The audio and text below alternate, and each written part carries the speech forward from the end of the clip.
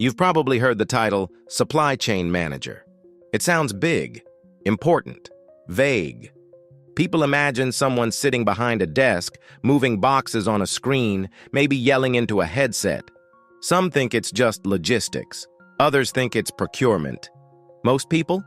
They don't really know what a supply chain manager does until something breaks.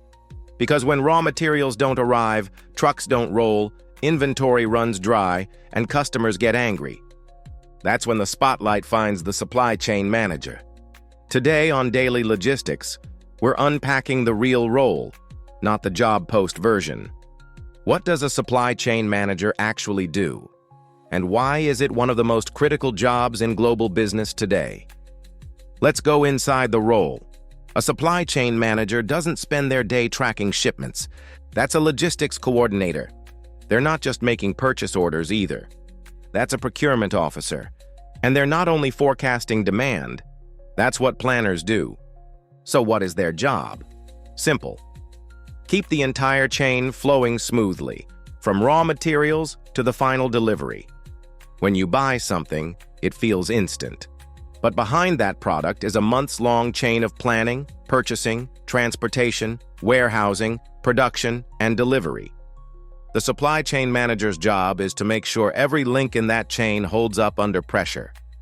And in 2025, that pressure is only getting worse. Most supply chain managers live between two mindsets, reactive and proactive. You wake up to a problem. A supplier missed a deadline. A container is stuck at port. Your plant in Ohio is running out of packaging.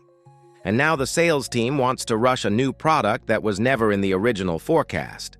So you spend the first part of the day putting out fires, calling vendors, adjusting lead times, redirecting freight, updating ETAs. Then, as the smoke clears, you go right back into planning mode, reviewing spreadsheets, analyzing past sales, adjusting purchase orders, trying to make sure next month's problems don't even start. It's a role that never stops moving, because one delay in one tier can ripple into millions lost in production downtime or late deliveries to key customers. Here's what most people don't see. Supply chain managers don't just move products.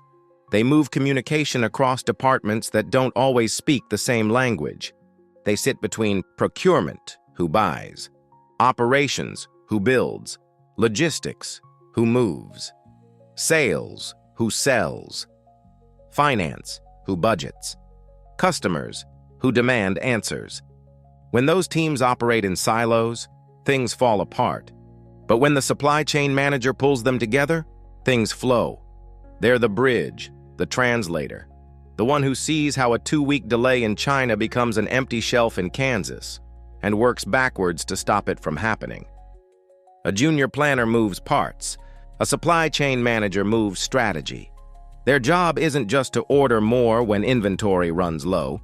It's to design a system where things don't run low in the first place. They ask questions like, can we dual source this component so we're not dependent on one region? Should we warehouse closer to demand centers to shorten lead times? If this supplier raises prices, how does that impact our margins next quarter? What happens to our delivery promise if there's another Suez Canal blockage? They're always thinking 2 levels above the fire, solving today while preparing for tomorrow. If you've ever worked under a supply chain manager, or been one, you already know the pressure they carry. Let us know in the comments. What's the biggest fire you've ever seen a supply chain manager handle? Was it inventory failure, vendor fallout, or something worse? We want to hear it.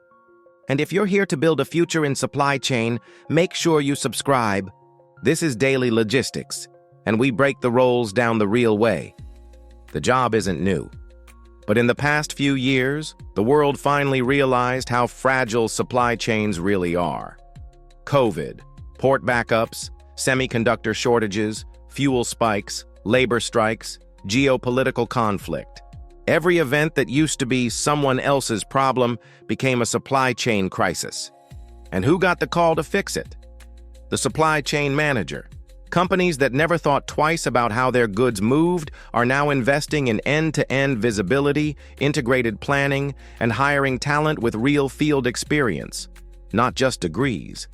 That's why this role is exploding across retail, manufacturing, tech, and even agriculture. The old gatekeeping is falling. You don't need a master's degree or 15 years in procurement to become a great supply chain manager. What you do need: a real grasp of how things move, what causes friction, and how to build systems that hold under pressure. That could come from working in a warehouse, running dispatch, managing fulfillment, studying logistics trends and tech, or simply asking better questions in every role you take. Companies now value people who can think across the chain, not just operate one link in it. If you've got that perspective, you're already ahead of the curve. The supply chain manager isn't the loudest voice in the room, but when everything starts breaking, they're the one holding the plan together.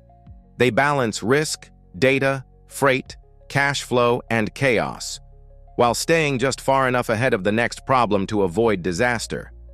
It's not easy, but if you can think fast, see the whole picture, and lead when others hesitate, this role might be your best move.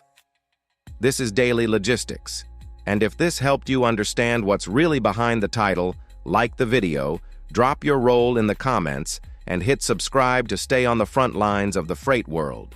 Stay organized, stay forward, and keep it daily.